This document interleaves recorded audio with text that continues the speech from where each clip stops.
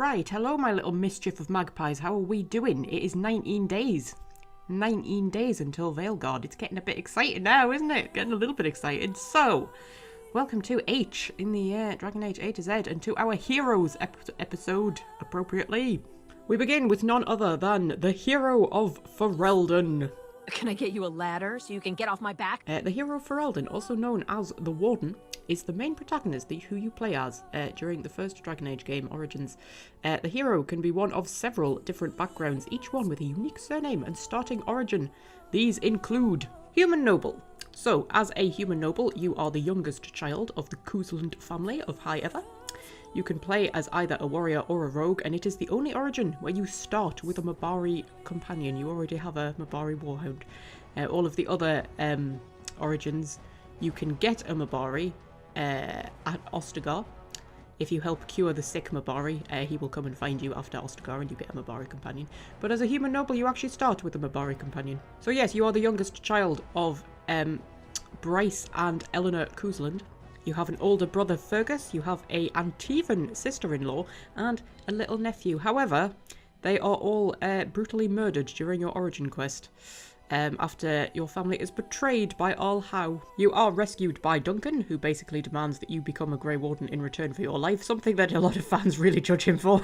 A lot of fans are not a fan of Duncan, specifically because of how he acts during the Human Noble quest. Yeah, he basically says to Bryce Kuzland, I will save your child's life if they become a Grey Warden, and, you know, that's kind of the deal. But, you know, there's a blight, you know, drastic times, drastic measures, all of that kind of stuff. So yes, each origin sort of has a corresponding quest that you've sort of like got more of a personal stake in.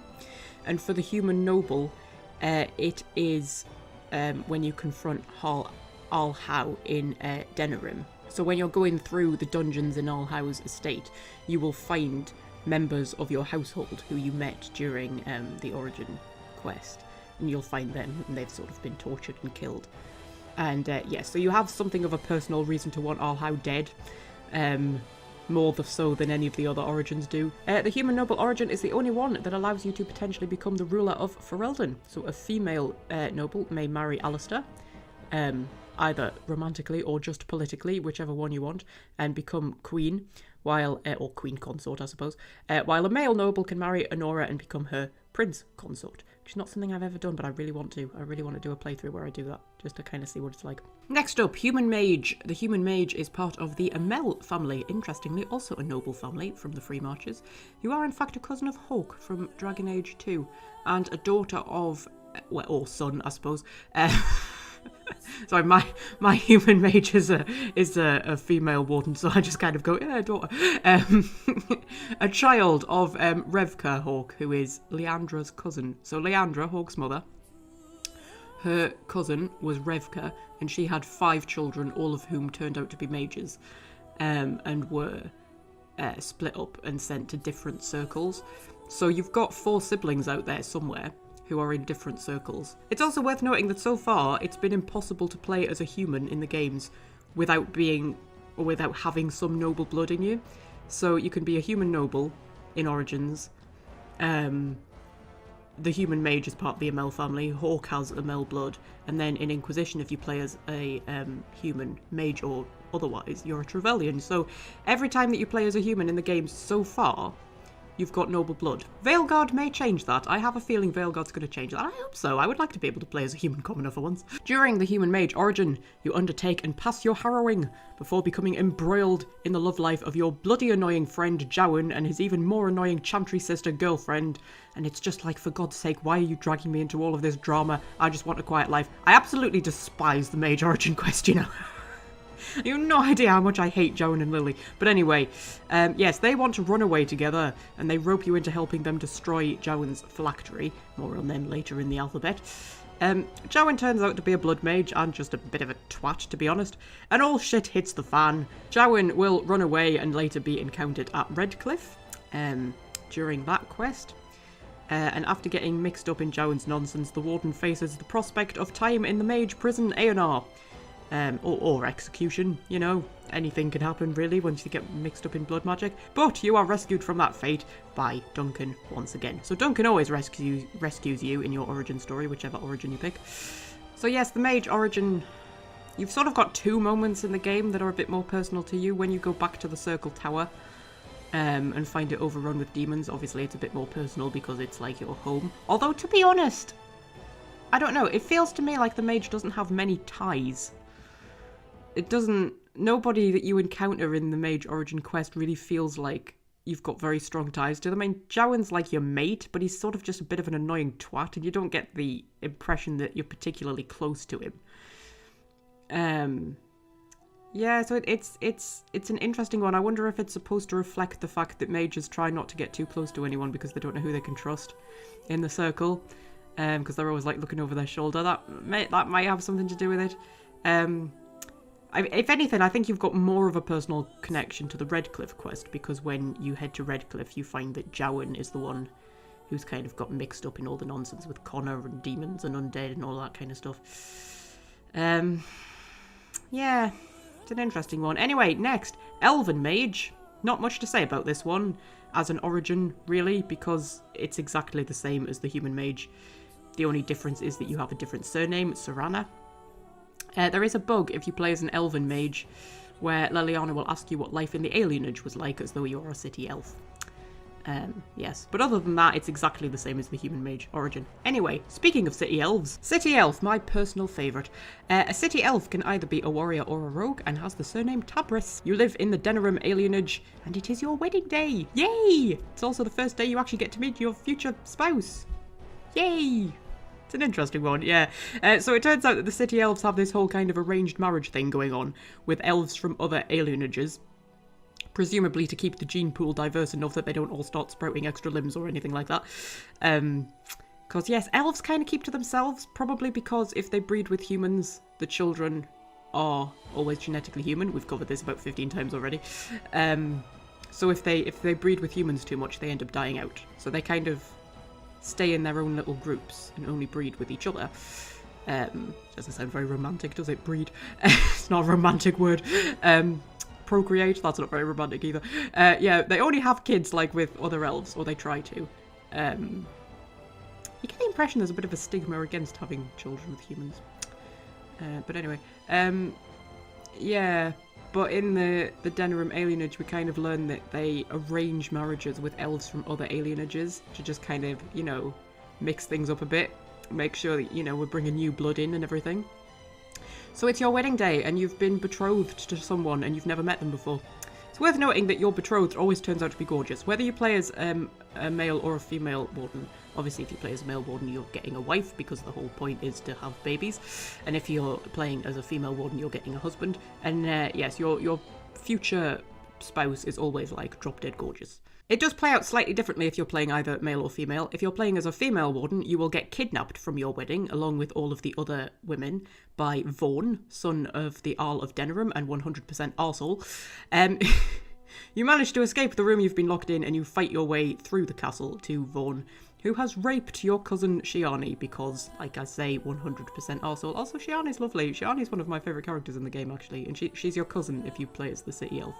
And yes, Fawn kind of rapes her and does terrible things to her. Yes, if you play as a male warden, you instead fight your way into the estate on a rescue mission after the women get taken.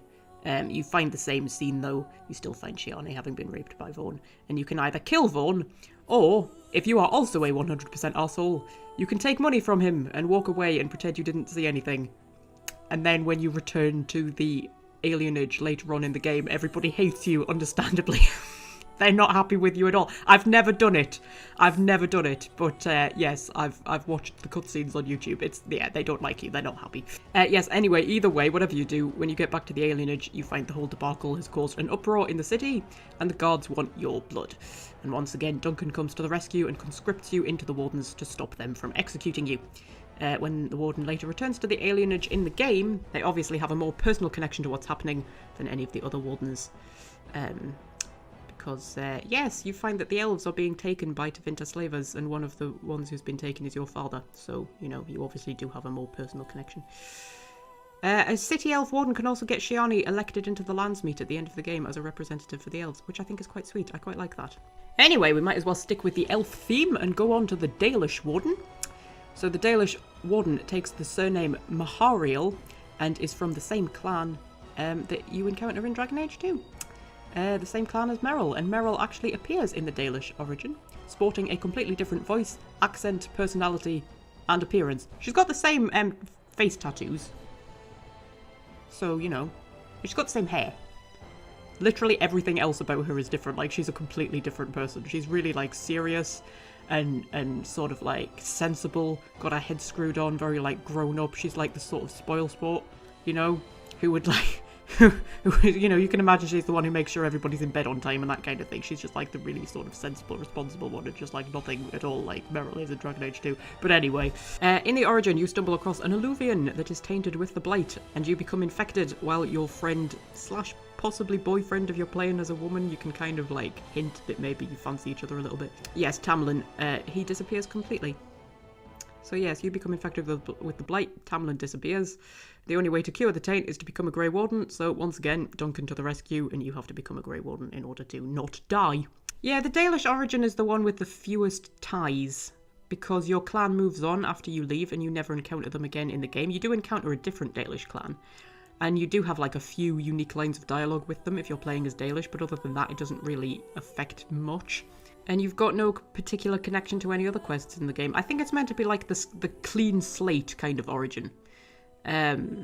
Maybe particularly meant for new players, as it sort of makes total sense that your character wouldn't be too clued up on the mechanics of the world. It's actually the origin that I picked for my first playthrough.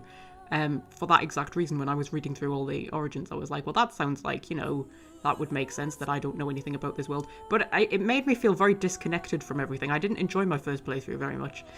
And since then, I've never really enjoyed the Dalish origin very much, to be honest.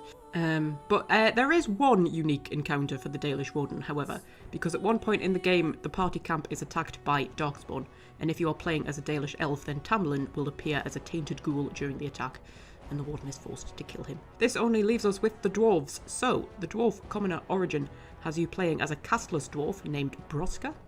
You are a member of the Carter and end up getting mixed up in the Dwarven Proving ceremony, along with your buddy Lesk.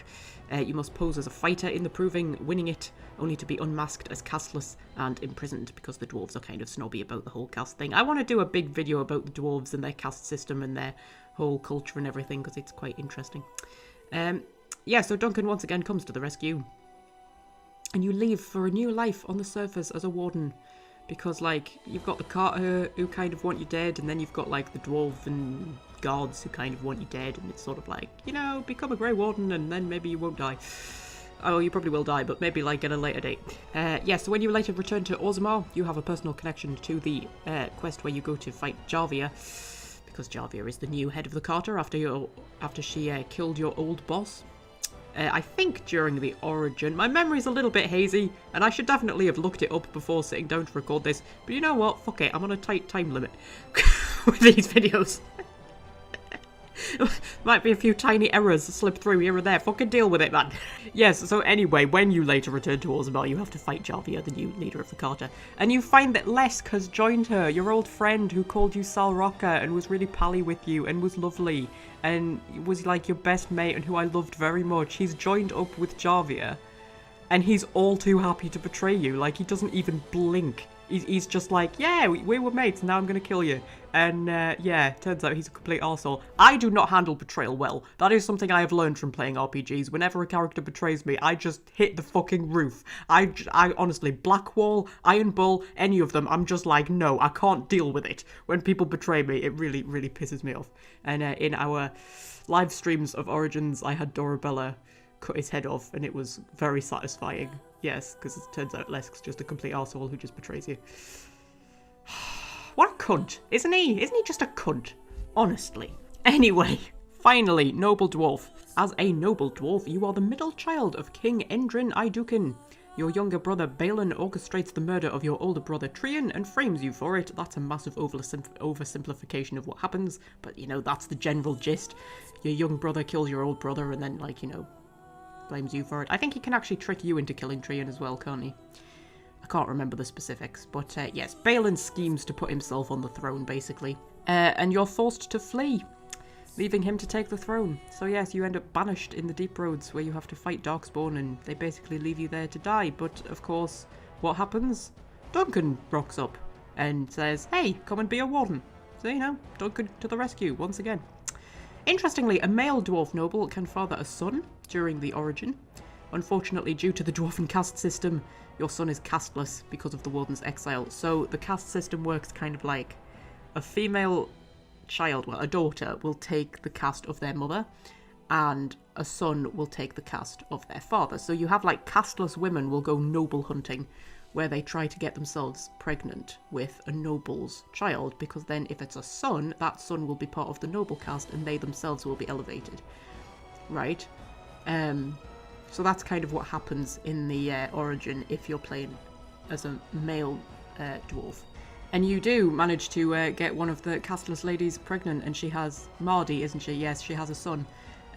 But by that point you've been exiled, so he is also casteless, and there's a little quest pops up where you can either like just say that you don't care and just leave him as casteless, or you can help him get adopted into either the Idukan or the Haramont family and he becomes noble caste.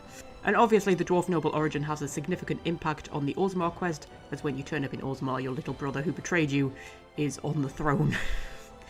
You know, making the quest somewhat personal for you. So aside from the various origins available, the Warden's story can play out in numerous different ways. I will not go into all of them because we would be here all day. But a female Warden may romance either Alistair, Zevran or Liliana, or some combination of all three, if that's how you roll, although, you know, they will fall out with each other over it. They're not all happy to have, like, a polyamorous relationship going on, but, you know, you can be leading more than one on at a time. A male Warden may romance Liliana, Morrigan or Zevran. And a male Warden may also father Morrigan's child Kieran at the end of the game, regardless of their romance status. So there you go. The Warden is not voiced during cutscenes, but there are numerous voices to choose from for their sort of general battle cries and things like that, which I personally think have more personality in them than anything the Inquisitor comes out with, but that's just me. By the end of the game, you can suffer various different fates, including dying killing the Archdemon. Should you survive, you can continue on to the Awakening DLC, where you become the Arl of Amaranthine, regardless of your race or class. But the Warden does not appear in either of the other games, but can be mentioned in a war table operation in Inquisition, where it is stated that they are looking for a cure to the taint, which may or may not become relevant in Veilguard, who knows. Anyway, this brings us on to our next hero, Hawke. Don't worry, helping people and killing people are what I'm best at. So Hawke is the main protagonist of Dragon Age 2, and unlike the Warden, Hawke can only be human. You are the eldest child of apostate mage Malcolm Hawke and noble-born Leandra Amel. Hawke was born and raised in Ferelden, the homeland of their father, though their mother was originally from Kirkwall in the Free Marches. Hawke has two younger siblings, twins Bethany and Carver, and an uncle Gamlen on their mother's side. Hawke can be a rogue, warrior or mage, but it is worth noting that they have mage blood on both sides of their family. Although their mother is not a mage, the Amels have a history of magic, with Leandra's cousin Revka, who I've already mentioned, giving birth to 5 mages, all of whom were split up and sent to different circles, including the human mage Warden, like I said. Unlike the Warden, Hawke is a voiced protagonist and has 3 personalities you can choose from: diplomatic, humorous, or aggressive, and they all have a lot of personality in them. I think the voiced protagonist works on Hawke because Hawke has set personalities. I'm not so much a fan of it with the Inquisitor, but, you know, in modern games we have voiced protagonists, that's just how it is. Anyway, yes, so you've got 3 personalities you can choose from: diplomatic, humorous, and aggressive, although I have to say aggressive is poorly named, as like, aggressive Hawke really isn't that aggressive. Aggressive Hawke's great. Don't be put off playing aggressive Hawke because you think I don't want to be a bad person. Aggressive Hawke is not a bad person, unless you also make terrible choices. But yeah, aggressive Hawke is great. I actually think humorous Hawke is, like, more of an arsehole. Like, humorous Hawke is quite heartless a lot of the time. Humorous Hawke's a bit sort of like, alright love, chill out. Aggressive Hawke's great though. Diplomatic Hawke's just boring. Oh god, I played as Diplomatic Hawke once and I was just like, seriously? Such a goody two-shoes, just like piss off, man. Anyway, so yes, in each like conversation you can pick whether to give a diplomatic response, a humorous response, or an aggressive response. And whichever dialogue options you pick most frequently will align Hawke's personality. which will sort of like affect some of the just generic stuff that Hawk comes out with. Although it can change throughout the course of the game if you so desire. So you could start off being diplomatic Hawk and then decide you want to be aggressive Hawk. And once you've picked enough aggressive options, the game will sort of go, alright, we're aggressive Hawk now. Now I think Hawk's quite interesting in that they aren't really much of a hero, to be honest. They're more like somebody who just like consistently ends up in the wrong place at the wrong time and just sort of stumbles into fame or infamy, which I think infamy is a better description, to be honest. Hawk comes to Kirkwall as a refugee from the Fifth Blight. Like, they are literally a nobody. They're not, you know, somebody who was recruited into the Grey Wardens to fight the Great Fight, or somebody who was, you know, proclaimed the Herald of Andraste and then made the Inquisitor. No. Hawk is a nobody. Hawk's a refugee who, like, literally has to turn to crime to make ends meet. Throughout Dragon Age 2, they will eventually reclaim the Amell estate and take their rightful place among the Kirkwall nobility. Although they're still kind of a nobody, to be honest. Hawk also gains the title of Champion of Kirkwall after dueling the Arashok for control of the city at the end of Act 2. Then Hawk becomes muddled up in the growing tensions between the Mages and the Templars, and eventually they have to pick a side in the conflict. Not that it really matters, because everybody kind of dies in the end anyway. Spoilers. Yeah. Dragon Age 2 can't end well, doesn't matter what you do. You can become the Viscount if you side with the Templars, but even then, that doesn't really make much of a difference, ultimately. So yes, if you side with the Templars, you get made Viscount, and if you side with the Mages, you're forced to flee Kirkwall, because, like, you know, you caused a lot of chaos. But ultimately, it really doesn't make a difference one way or the other, to be honest. There are 4 romance options available to Hawks of both genders: Meryl, Isabella, Anders, and Fenris. Sebastian is a chaste romance option for female Hawks, but he has sworn a vow of celibacy, so like no naughty stuff happens in the Sebastian romance, but you can proclaim your love for each other. Yeah, that's you can proclaim your love for each other. That's as far as it goes, because he's a Chantry brother and he's sworn a vow of celibacy. Hawk will appear in Inquisition as part of the Here Lies the Abyss quest. This Hawk appears surprisingly bitter and grumpy, regardless of which personality you picked for them, and they also really have it in for Blood Mages, which is potentially surprising, as you can actually make your Hawk a Blood Mage if you so desire. Something Inquisition refuses to account for, and really annoys some fans. I mean, it doesn't bother me, because my Hawk's not a Blood Mage, but like, some fans went down the Blood Mage route with Hawk, and they're just like, why are you so against Blood Mages? By the time Inquisition comes around. Like, would it have been so difficult just to put an option in the keep that says Hawk was a blood mage, and then in Inquisition just make them not quite as against blood magic? I mean, you can sort of understand why Hawk is against blood magic in Inquisition, because you encounter a lot of blood magic during Dragon Age 2, and it's usually a terrible thing. But, you know, I don't know. I can understand why it would annoy somebody who would play their Hawk as a blood mage. Yes, anyway, during Here Lies the Abyss, Hawk can either be sacrificed in the Fade, or they will head to Weishaupt to inform the Wardens of the events at Adamant. And may, or may not, appear in Veilguard. We don't know, it hasn't been confirmed. It's been confirmed that the Inquisitor will appear in Veilguard. Hawk, it hasn't been confirmed, but I'm assuming... I don't know, I feel like if you leave Hawk in the Fade, they might still turn up at Weishaupt. I don't know, I've just got it in my head that if you leave Hawk in the Fade, they don't actually die. You don't see them die. Yes, Hawk's life is generally quite tragic, and honestly rather lonely. I think Hawk's quite lonely, even surrounded by all the wonderful people that Hawk ends up surrounded by. Hawk has the best group of companions. Absolutely. Of the first 3 games, Dragon Age 2 companions are the best companions. But yeah, Hawk's life is really quite tragic, quite lonely, kind of regardless of the choices you make. You can maybe make their life a little bit less bad by making certain choices, but you can't ever really rid them of the tragedy that seems to haunt them. And by the end of the game, you just end up like in this big, empty manor all on your own. And your family's all dead, and it's just like, oh. Maybe it's an Amell thing, because the family really does seem very cursed. The recent family history is littered with death, imprisonment, bankruptcy. Kirkwall itself is said to be cursed. We'll get to that come to K. Yes, and I wonder if the Amells are somehow tainted by the city itself, because, like, yeah, like the recent Amell family history is not good. You've got Revka with her 5 children getting sent to the Circle. Then Revka herself disappears, I think. Her brother is, like, accused of something, and her father bankrupts the family, trying to get him acquitted, and then I think he ends up imprisoned anyway. And you've got both of Leandra's parents dying quite young, and quite close together. Like, it's just, like, it's not good. Like, it's yeah. I wonder, like, did a mage put a curse on them or something like that? Are curses a thing in the Dragon Age universe? It's never really mentioned that curses like that are a thing, like a sort of I curse you, sort of, you know. But I don't know, they do definitely, they don't have much luck, let's say that. Final note, much like the Warden, Hawk has a pet Mabari that they can summon in battle. So there you go. Right, let's move on from our heroes then. Next up, Halam Sharal. I'm quite looking forward to this one. So Halam Sharal is a city in Orlais.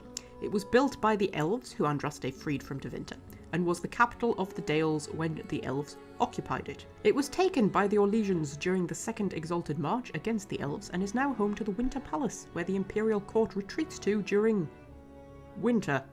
The original palace was called Chateau Lion, or Lion, but, you know, it's Orlais, so it'll be Lion, won't it? Chateau Lion. Yes, so Chateau Lion was actually there for much longer because it was built in the Exalted Age, I believe, and then it was destroyed in an Elven uprising in the Blessed Age, which was the one right before the Dragon Age. And then it was rebuilt like a few decades later. So the Winter Palace is relatively new. It's not been there for too long. So Halam Sharal is mostly a city of slums occupied by elves, although it doesn't actually have an alienage, which is interesting. It doesn't have a specific alienage, but it is a city of slums which is like mostly occupied by elves, while the rich few lounge behind the palace gates. It's a really posh palace surrounded by slums with like lots of deprived elves who serve the palace. It's it's not great. And as a result, it has been the site of several elven uprisings, and Empress Selene, who was under intense pressure from the nobility for being too lenient on the elves, eventually had the slums burned down to quell further unrest. So yes, Selene is, she was facing intense rumours that she was, like, kind of elf-friendly, you know, that she was too nice to the elves, and the nobles didn't like that. And, she was trying to deal with the elven uprisings, like, diplomatically, like, negotiating with them and things like that, and, she was under so much intense pressure that eventually she had the slums in Halam Sharal burned down to quell the uprisings. So yes, as I have mentioned, Halam Sharal was originally built by the elves who were freed from Tevinter, way back in the times of Andraste. And Halam Sharal means the end of the long journey, as it was their final destination after their long walk from Tevinter. So when they were freed from Tevinter, and they were gifted the land of the Dales, they had to walk down the Imperial Highway from Tevinter to Orlais. And it was a very long and arduous journey, and many of them died. But those that survived settled in Halam Sharal, and Halam Sharal was built right next to the Imperial Highway. So, like, they could literally nip off the Imperial Highway, and they'd be right on Halam Sharal. So Halam Sharal was the capital of the Dales, and the elves lived in the Dales for 300 years, until Orlais defeated them and took their land. And by extension, Halam Sharal. So we visit Halam Sharal twice during Inquisition. It is the setting of the peace talks for the civil war in Orlais during Wicked Eyes and Wicked Hearts. It was also the setting for the Trespasser DLC. And you can see some of its elven history sort of scattered around the Winter Palace, particularly in the Hala statuettes that litter the place. Yes, it's an interesting one, Halam Sharal, because you're sort of like, it's the old elven capital, and yet now it's just like a massive palace for the Imperial Court, surrounded by slums where the elves live. And it's like, yeah. So like the original palace, Chateau Lion, that was built there, it was sort of built there as a kind of trophy of sort of, hey, we defeated the elves and we took Halam Sharal and now we're going to build a giant palace.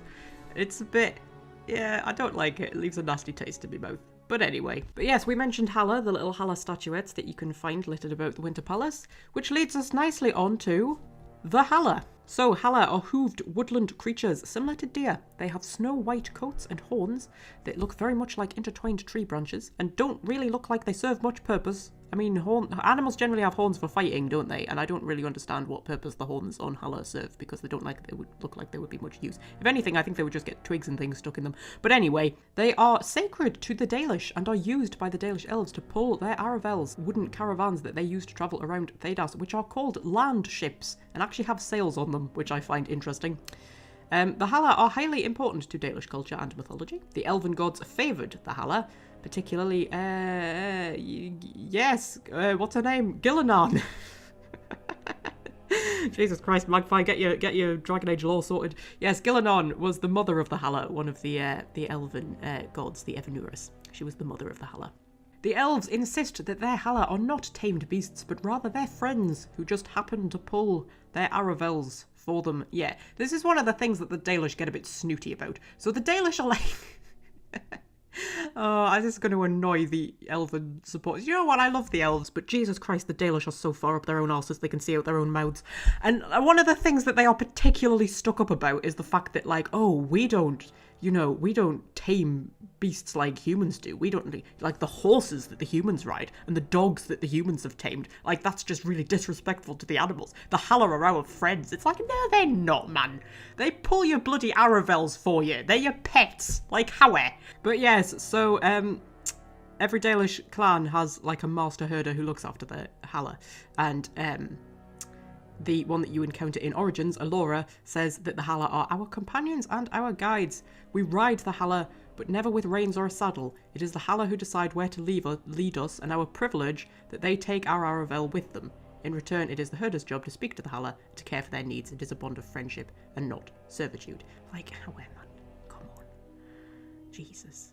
I mean, the thing is, though, like, you could say that about any kind of human-animal relationship, because, like, or, you know, person-animal relationship, because, like, it's not servitude, because, yes, the animals serve you in a certain way, but then in return you feed them and house them. So, like, it's always a two-way relationship. It's not, you know, if you've got a sheepdog, that sheepdog doesn't serve you. I mean, yes, it does in a way, it does its job, but then in return, you look after it. So, like, it's a two-way thing. So, yes, the elves apparently just go wherever the Hala take them. Which is nonsense, because, like, we know for a fact that they specifically go to specific locations, so we know that that's bullshit. But, yes, according to the Codex, you only need to ask the Hala, but, you know, the dumb humans can't do this because they never bothered to befriend the Hala. So how precisely the Hala managed to move the Dalish caravans without the use of reins is never explained. I mean, I don't know. Are they even harnessed to the Aravel? Maybe they just get behind the Aravel and push. Who bloody knows? I'm getting more annoyed reading this one than I thought I would. I didn't think Hala would annoy me. It's not the Hala that annoy me, it's the Dalish who annoy me by kind of going like, oh yes, well, you know, we kind of, you know, they travel with us and they pull our Aravels and we ride them and everything, but it's definitely not like the humans with their horses. Oh no, we're definitely better than the humans. Anyway, there's a brief side quest in Origins where the Grey Warden helps Alora attend to a seemingly sick Hala, either by whispering to it if their survival skills are high enough, or just putting it down if you didn't bother putting your precious points into that otherwise useless skill. Or if you're just feeling evil / bored. Who knows? But yes, you know, I'm not a monster. I do put points into my survival skills specifically so that I can heal that Hala. As much as I've had a massive rant about the Hala and got surprisingly angry about them, I do like the Hala. They're very lovely. There's also a quest in Inquisition that involves tracking down a golden Hala for a Dalish tribe in the Exalted Plains who are apparently, yes, the golden Hala are particularly sacred. They're called the Pathfinders. And they turn up, sort of in times of need and guide the Dalish, that sort of thing. They do seem to think that the Hala guide them. And, you know, maybe they do. I mean, maybe the Evanurus whisper to the Hala and the Hala guide the Dalish. Who knows? Maybe they do. Maybe it's all true. So, yes, you can track down a golden Hala and return it to the Dalish to keep it safe from human hunters. Or you can kill it. You know, if you're an arsehole, you can do that. I don't think there's any particular reason for doing that, but, you know, you can if you just want to be, you know, evil. Anyway, that was H. We have some honourable mentions, including Highever, the home of the Kuzland family. Also the birthplace of Flemeth. Actually, I was going to do an entry on Highever, and I started looking into it, and it's surprisingly complicated. It's a lot more in-depth than you would think it would be, so we might get back to that at some point. Harding, of course, Scout Harding from Inquisition. I was going to do one on her as well, but I think because she's going to become a full companion in Veilguard, I sort of think we're going to learn so much more about her. So, like, I'll have more to say about her after Veilguard comes out. So I thought, like, it sort of seemed pointless doing her now. Anyway, tomorrow... Oh, we're moving on to I tomorrow. I's a good one. Yeah, we've got the Inquisition, we've got the Inquisitor, we've got Isabella, we've got Imshale. It's going to be a fun one tomorrow. I shall see you then, my delightful little dumplings.